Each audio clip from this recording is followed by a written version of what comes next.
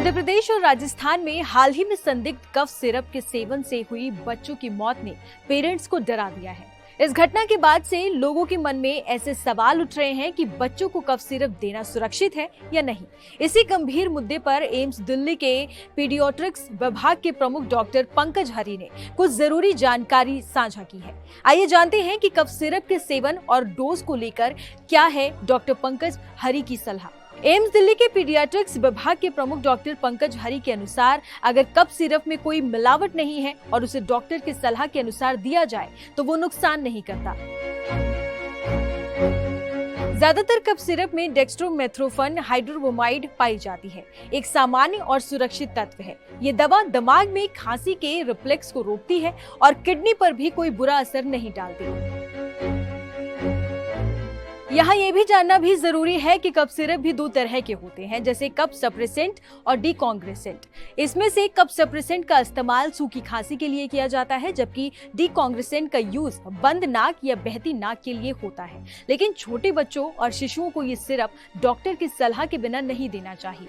America में doctor 4 साल से छोटे बच्चों को ये सिरप नहीं देते हैं, लेकिन भारत में समस्या ये है कि ये दवाएं बिना डॉक्टर की सलाह के मेडिकल स्टोर से आसानी से मिल जाती है, जो कि गलत है। वास्तव में ये सिरप तभी खरीदनी चाहिए जब डॉक्टर ने स्पष्ट रूप से इसकी सलाह दी हो। नुकसान ये है कि बच्चों को अगर कफ सिरप ज्यादा मात्रा में दे दिया जाए तो उन्हें नींद आने लगेगी, सुस्ती और चक्कर भी आ सकता है। इसके अलावा उनके दिल की धड़कन तेज होने के साथ ही उल्टी और मतली भी हो सकती है। इससे अलग एक और गंभीर बात यह है कि किशोर उम्र के बच्चे इसे नशे के रूप में भी इस्तेमाल कर सकते हैं, जिससे लत लगने का खतरा बहुत ज्यादा हो जाता है। बच्चों को ये सिरप उनकी बॉडी और वेट के अनुसार दी जाती है। आमतौर पर 0.5 से 1 मिलीग्राम प्रति किलो वजन की मात्रा दी जाती है, लेकिन ये मात्रा भी दिन पर दिन 3 बार से ज्यादा नहीं। सिरप देने के लिए उसी डोजिंग स्पून का इस्तेमाल करें जो बोतल के साथ आता है। चम्मच या टेबल स्पून से सिरप देने पर ओवरडोज हो सकता है।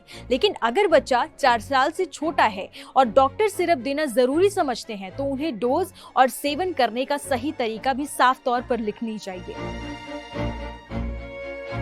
ज्यादातर कफ सिरप में डेक्स्ट्रोमेथोर्फन हाइड्रोब्रोमाइड और फेनिरामाइन जैसे तत्व होते हैं। ये जरूरी है कि हमेशा ब्रांडेड और लेबल वाले सिरप ही खरीदें, क्योंकि उनमें डाइथाइलिन ग्लाइकोल नामक जहरीली सॉल्वेंट हो सकता है। ये किडनी को नुकसान पहुंचा सकता है, जबकि डेक्स्ट्रोमेथोर्फन सुरक्षित हो सकता है।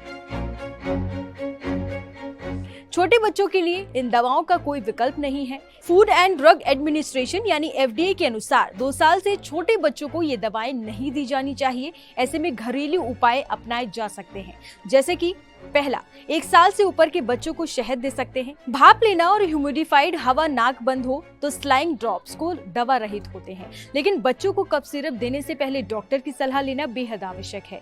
बिना जानकारी के सिरप देना खतरनाक हो सकता है। अगर बच्चा छोटा है तो घरेलू उपाय ज्यादा सुरक्षित है। माता पिता को सतर्क रहना चाहिए और दवा खरीदते समय क्वालिटी और ब्रांड का खास ध्यान रखना चाहिए।